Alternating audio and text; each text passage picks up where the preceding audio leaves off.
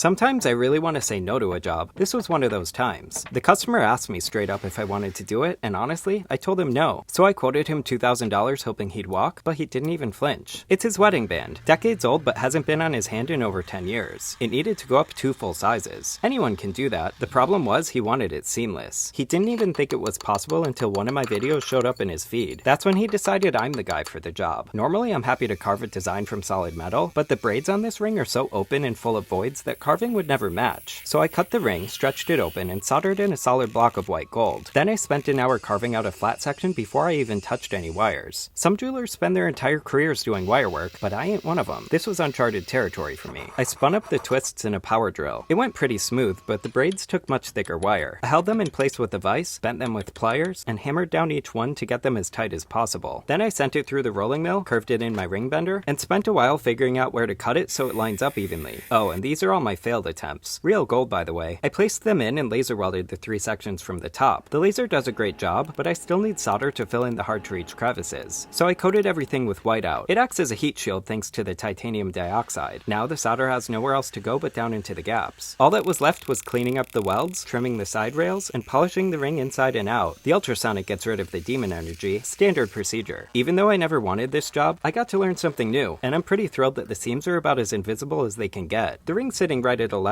3/4 now, and it better fit perfectly, because I do not want to do this again.